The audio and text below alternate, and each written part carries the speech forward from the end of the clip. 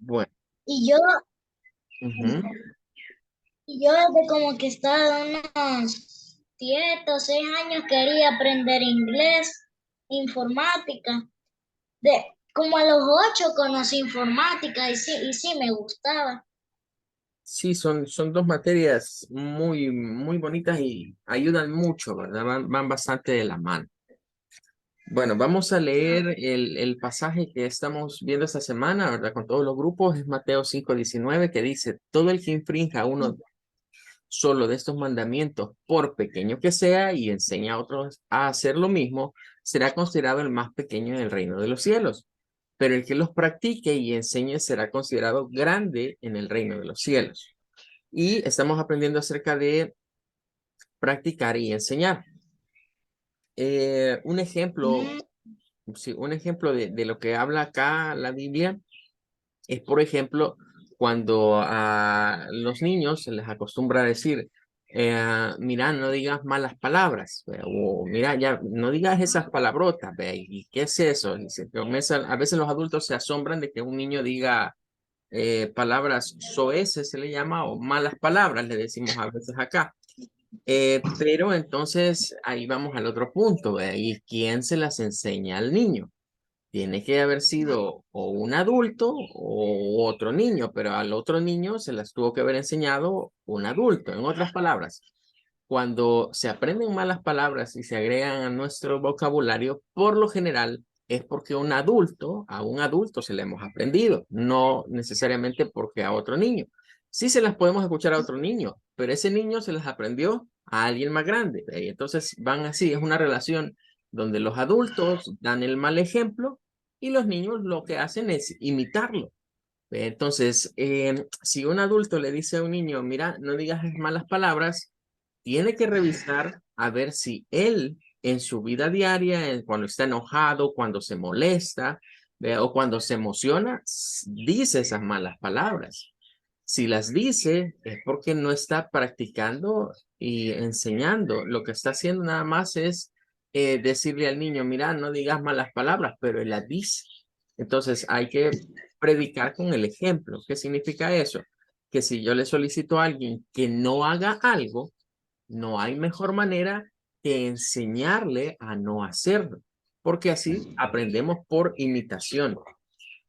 Y no hay, digamos, no hay justificante en el hecho o queda, digamos, sin validez que yo le diga a alguien, mira, no hagas eso cuando me ve a mí hacerlo, ¿verdad? Entonces, a eso se refiere este pasaje.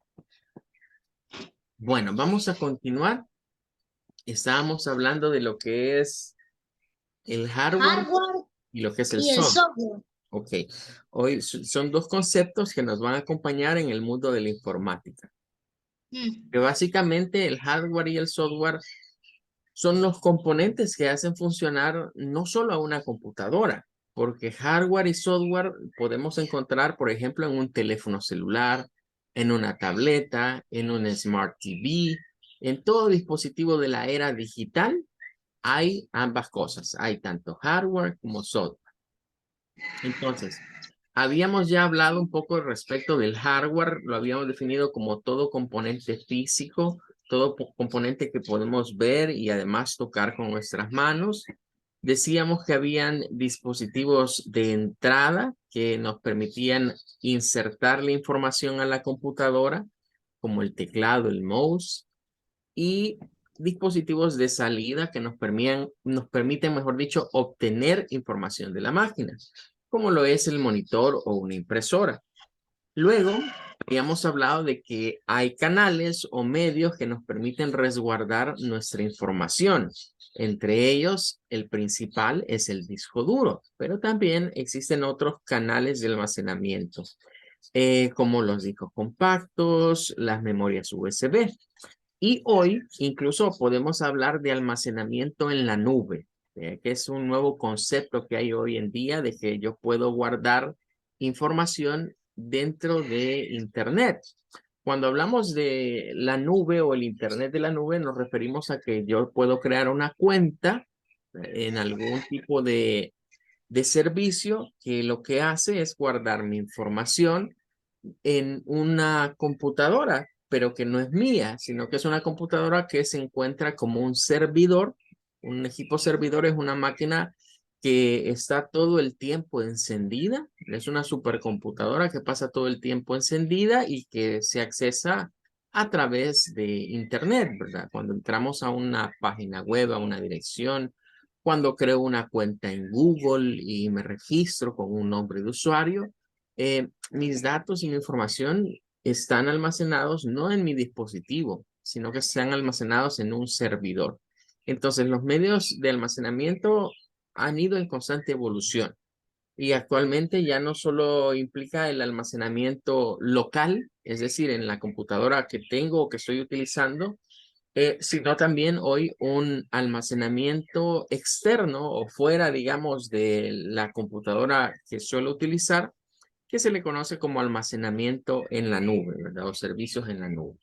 Pero eso vamos a hablarlo quizás un poco más en detalle más adelante.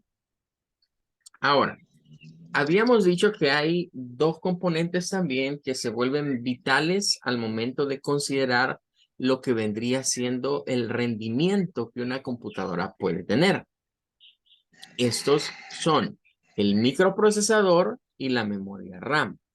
Eh, Decíamos, el microprocesador es como para nosotros el cerebro. Es aquella parte que, digámoslo así, permite que la computadora opere o genere resultados.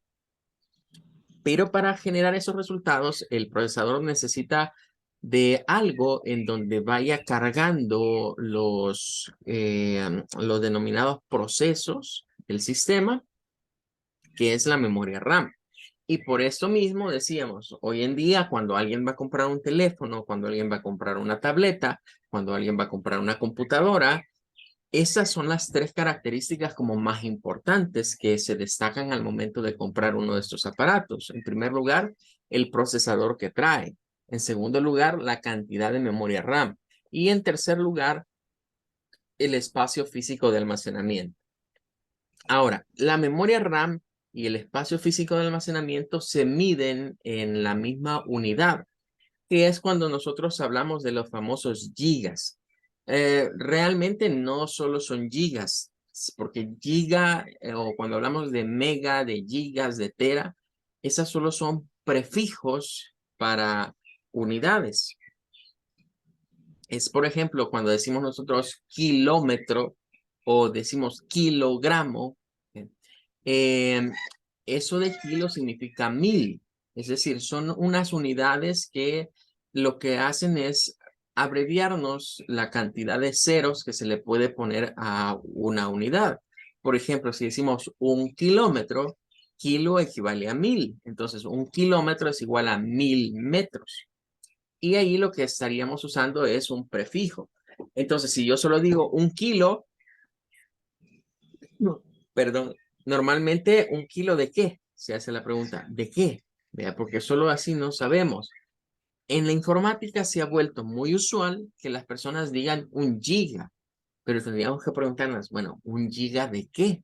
Porque 1 giga es una unidad bastante grande que supera, eh,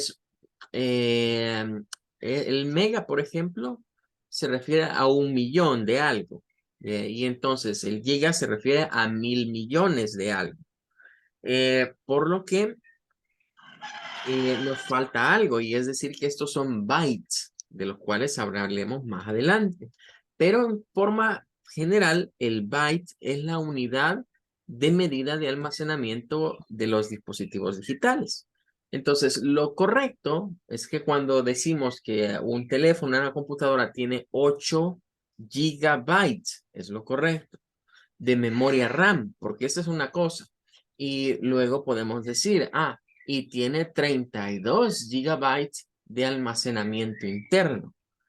En los teléfonos se ha vuelto común diferenciar una cosa de la otra, porque no son lo mismo. A veces la gente se confunde porque como las dos cosas se miden en la misma unidad, piensan que es lo mismo y no. Recordemos que el almacenamiento interno, cuando se habla así, en términos de dispositivos inteligentes, es como el disco duro de la computadora. Es decir, es el espacio en donde voy a almacenar mis documentos, mis archivos. En cambio, la memoria RAM es el espacio que va a usar el procesador para cargar todo lo que se conocen como procesos de un sistema. Abrir una aplicación, digamos, una aplicación que me permita tomar una foto. Abrir el WhatsApp, cargar Zoom y que esté abierto y que me permita trabajar y comenzar a manipular el micrófono del dispositivo, la cámara web. Todos esos se llaman procesos de sistema. Entonces, los procesos del sistema operativo son cargados en la memoria RAM. La memoria RAM funciona como un lienzo en blanco. ¿Ve? Es decir, como alguien, como que pensés en una, yo te detrás en una pizarra. Digamos como que esa pizarra esté en blanco. Cuando yo recién he encendido la computadora, recién he encendido un teléfono, una tableta, eh, la memoria RAM es como la pizarra en blanco. Y a medida se van cargando procesos, es como que se fuera llenando de información. Entonces, esa información se va llenando, pero va a estar ahí solo mientras la computadora o el teléfono esté encendido. Una vez se apagan, lo que está ahí escrito en esa pizarra es como que alguien viniese y lo borrara y queda en blanco. Por esa razón es que siempre es recomendado, si digamos yo uso una computadora y ya tengo 4, 5, 6 horas de estarlo utilizando, voy a ir notando que la máquina se va volviendo lenta. Lo mismo con un teléfono. En los teléfonos es menos evidente, pero si, no sé si alguna vez habrás escuchado, pero se hace la recomendación, por ejemplo, de que el teléfono, cuando menos en la semana, se apague unas 2 o 3 veces a la semana, que no todo el tiempo quede encendido. El propósito de apagar el teléfono es precisamente borrar lo que se encuentra cargado en memoria RAM. Los dispositivos, siempre que los vemos trabajar muy lentos, muchas veces la lentitud se les va a quitar con un reinicio, es decir, con apagarlo y volverlo a encender. Porque toda la información de procesos que hemos ido abriendo, de cosas que hemos ido cargando, está almacenada en la memoria RAM. Entonces, si la memoria RAM no es limpiada cada cierto tiempo, pues es donde vemos que trabaja más lento el dispositivo. Las siglas RAM tienen un significado que quizás ahorita no sea muy un punto que le vayamos a poner mucho interés, pero eso viene del inglés, ¿verdad? Por eso lo que comentaste al principio es muy importante. El inglés y la informática y la tecnología en general están bien relacionadas, porque eso de RAM viene de random, en inglés, Random Access Memory, que se traduce como memoria de acceso aleatorio. ¿Qué significa que es una memoria de acceso aleatorio? Que aleatorio significa que es al azar, o sea, que a veces puede estar y a veces no puede estar. Que la información un tiempo va a estar, un tiempo no va a estar. Esa información aleatoria significa que el sistema operativo va a irlos cargando, pero hay datos que el sistema ya no necesita y los va desechando. Hay otros datos que el sistema los va a ir requiriendo y los deja cargados en memoria. Por ejemplo, cuando instalamos un videojuego, ¿no? Cuando instalamos un videojuego, no solo en computadoras, sino también en consolas de videojuego, por lo general vemos la famosa pantalla de carga, de donde los videojuegos en inglés mandan una barrita y dicen load o dice loading, o los videojuegos ya en español dicen cargando la partida, vea, cargando. Eso de cargar implica el hecho de ya traer información a la memoria RAM del teléfono para que pueda ser procesada. Entonces, cuando se habla de carga de un proceso, carga de un programa, el cargar un programa significa llevarlo o llevar, digamos, las piezas que lo componen a la memoria RAM para que el procesador pueda ir a extraer la información que va necesitando de ella y la pueda enviar a los diferentes dispositivos. Bueno, hasta allí tendríamos, digamos, el concepto cubierto de lo que es el hardware, así de una manera general. Ahora vamos a hablar de lo que es el software, que decíamos, estos son en sí, el software se puede clasificar de dos maneras. Número uno, el sistema operativo. Número dos, las aplicaciones de forma general. Pero hay algunos que consideran un tercer nivel. Ya los vamos a ver los tres juntos. Entonces, cuando hablamos de la parte lógica de la computadora, decíamos que son cosas que sabemos que existen, pero que no las podemos manipular directamente con nuestras manos. Necesitamos de un hardware para poderlas manipular. Las pantallas táctil, por ejemplo, es un hardware. Es un hardware que responde a los movimientos de las yemitas de nuestros dedos y que pues acciona con lo que vendría siendo el programa o la aplicación que estamos viendo. Ahora, en la actualidad, hablamos de operative system o de sistemas operativos como aquel programa que lo que hace es gestionar recursos del hardware. Cuando hablamos de gestión de recursos del hardware, esto significa que es la parte o es la unión, digamos, entre el hardware y el software. Para manejar un teclado, para manejar el mouse, para manejar la pantalla, para manejar las bocinas, el sonido que sale por ellas, el micrófono, la cámara web, un disco duro, todas estas partes para poderlas manipular y que éstas puedan cumplir con sus funciones, se necesita un operador, es decir, alguien que sea el encargado de poder establecer esas conexiones. Y ese alguien en el mundo de la informática se le llama un sistema operativo. El mismo nombre, Operative System, nos trae como la idea de que eso tiene que ver con hacer que funcione, operar algo, hacer que funcione.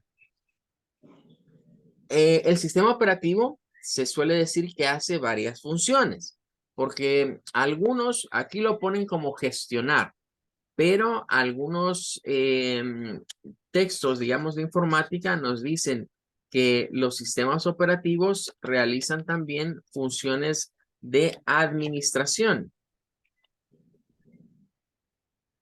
o de administrar. Pero ahí viene la pregunta, ¿qué es lo que administra un sistema operativo? Bueno, administra el hardware. Cuando hablamos de administrar, significa coordinar, hacer que las cosas funcionen. ¿Qué más administra, digamos, el sistema operativo? Administra el software, pero de aplicación. En otras palabras, los programas que decimos nosotros. Administra el software de aplicación o los programas en general. También se encarga de administrar los archivos de sistema y los archivos del usuario. ¿Qué significa eso? Que hay ciertos tipos de archivos que son parte del sistema operativo y que le permiten a él funcionar. En los teléfonos, por ejemplo, si uno accesa a las carpetas del teléfono, ahí uno va a encontrar ciertas carpetas que uno dice, pero es que estas carpetas yo no las he creado. ¿De dónde salen estos folders o estas carpetas que están acá? Igual, dentro de nuestros discos duros, si usamos sistema operativo Windows, por ejemplo, Windows tiene una carpeta que crea con el nombre de nuestro usuario, que es donde se guardan los archivos del usuario. Pero nosotros podemos entrar a equipo, la opción de equipo, entramos al disco local, que normalmente en Windows se llama disco local C, y tiene unos dos puntos, C2 puntos. Y dentro de eso, vamos a encontrar que hay un montón de carpetas que uno comienza a decir, pero es que estas carpetas no las he hecho yo. Entre ellos una carpeta que se llama archivos de programa, una carpeta que se llama Windows. Luego vamos a encontrar otra carpeta por ahí que se llama Local Files y muchas más que uno como usuario dice, yo no he hecho estas carpetas. ¿Cómo es que están creadas acá? Bueno, las ha creado el sistema operativo. y esos se llaman archivos de sistema. Son los archivos que están en el disco duro también, comparten el espacio del disco duro con mis archivos de usuario y que le sirven al mismo sistema operativo para administrar los recursos de la máquina. Entonces, el sistema operativo, si lo quisiéramos resumir en una palabra, es un administrador de recursos. Se encarga de que todos estos que estamos mencionando ahorita funcionen adecuadamente y que nos permitan operar una computadora. Ahora, hay una gran variedad de sistemas operativos. Lo que sucede es que para computadoras, el más conocido es el sistema de Microsoft que se llama Windows, pero hay muchos más sistemas operativos. Eh, Quizás voy a hacer un alto acá para mostrarte, porque recuerdo que te pregunté por Linux y tú me decías, no sé qué es Linux. ¿Ve? Entonces vamos a hacer algo.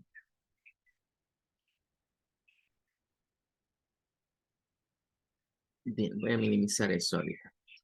Puedes ver ahorita no estoy compartiendo solo el navegador, sino que estoy compartiendo toda la pantalla. Estoy compartiendo toda la pantalla.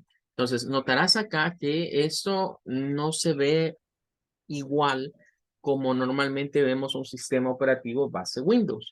De hecho, notarás en primer lugar que voy a minimizar acá, digamos, las ventanitas que tengo abiertas, ¿verdad? Este es el zoom, acá el que está abierto, lo voy a minimizar.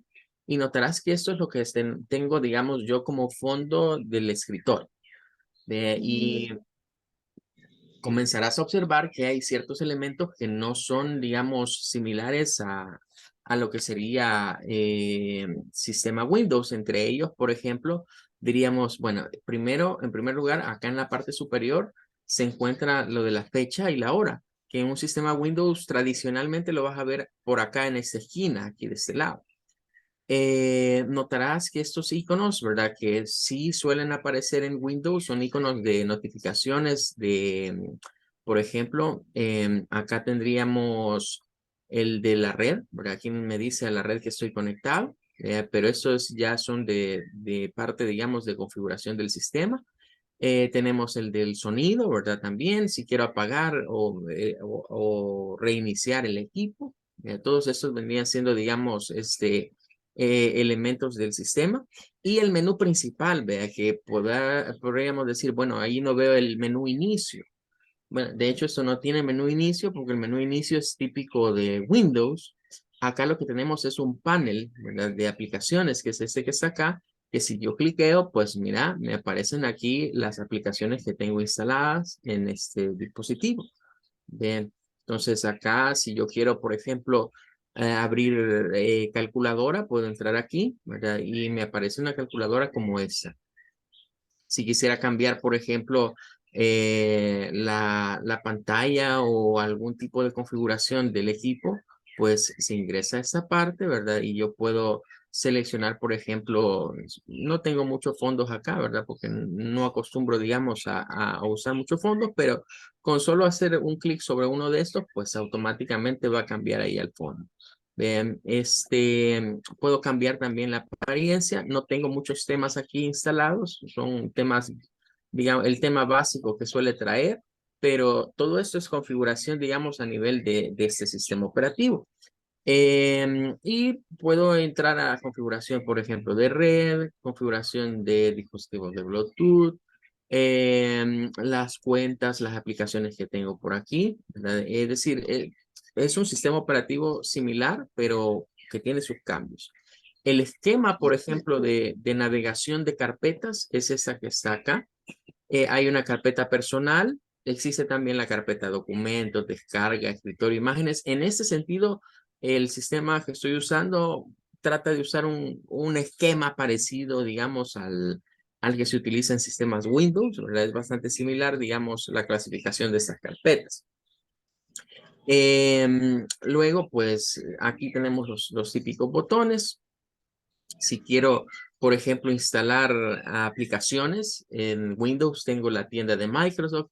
Este tiene su propio centro de aplicaciones, que es este que se llama Ubuntu Software, porque el sistema que estamos usando se llama Linux, distribución Ubuntu, es el nombre de esta distribución.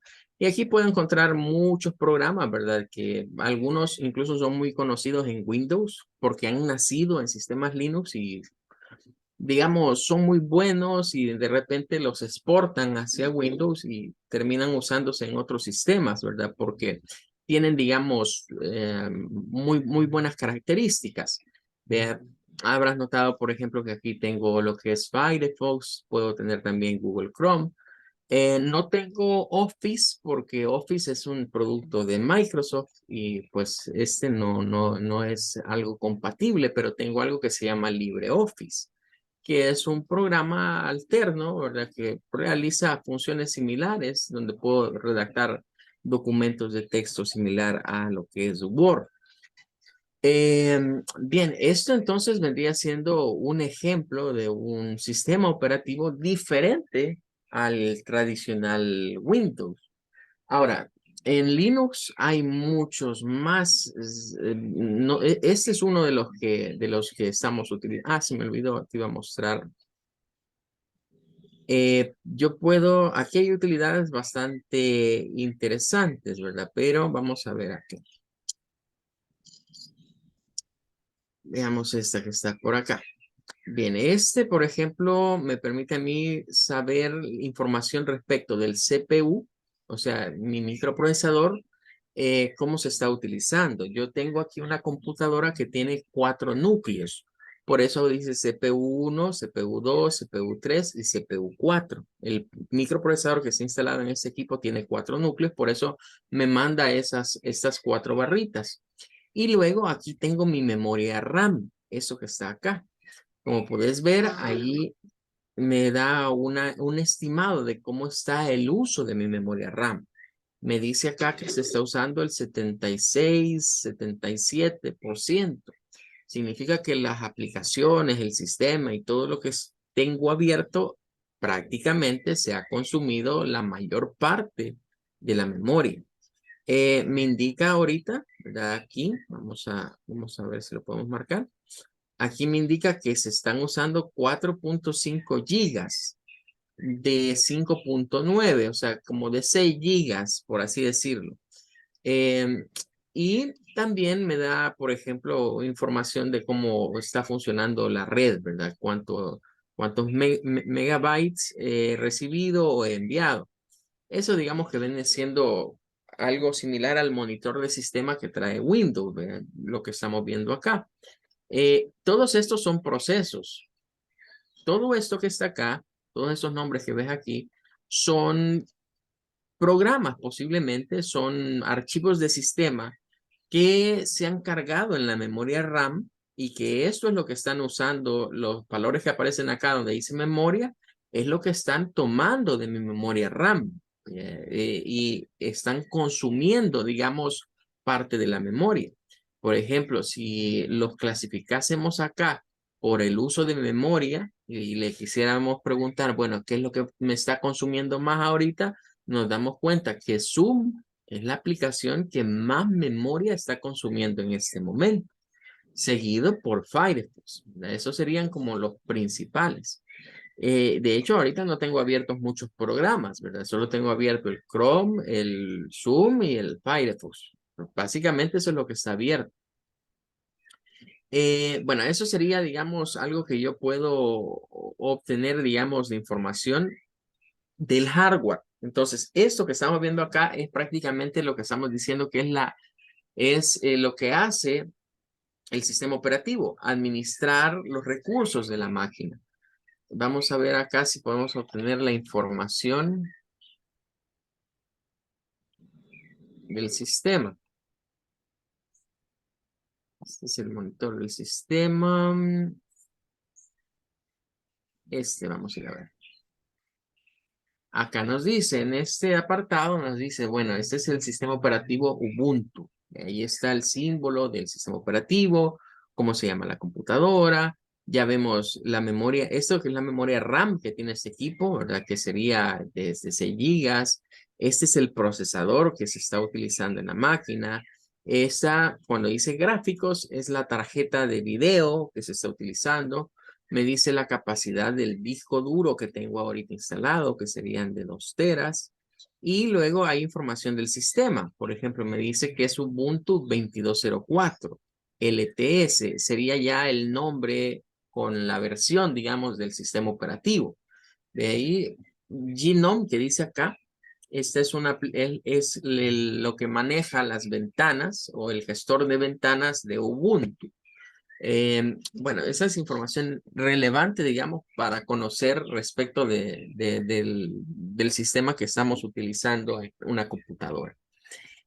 El punto con esto es que sepamos que Windows es el sistema operativo más conocido porque es el más comercial. Y que esto es igual que, por ejemplo, si yo te digo, mira, ¿cuál es la gaseosa más conocida? ¿Cuál me vas a decir tú? Mm, yo diría que en los anuncios Coca-Cola sale. La Coca, ¿ves? Es la más conocida porque es la que más nos han bombardeado, como tú has dicho, con los anuncios, con la publicidad. Pero hay A mí otras. me gusta más la Pepsi. Ah, ¿ves? Eso es casi igual que yo, porque yo también soy de los que prefieren la Pepsi que la Coca. ¿Ve? Aunque si me sirven Coca, yo me la tomo igual, ¿ve? Si me sirven Yo Salvacola, también. si me sirven Salvacola, también. Si me sirven Big Cola, Salvatore también. no. Bueno, eh, tienen diferentes sabores y algunos prefieren unas cosas que otras, pero al final de cuentas todas son gaseosas. Todas son gaseosas, al final de cuentas son refrescos. Em, Igual pasa con los sistemas operativos.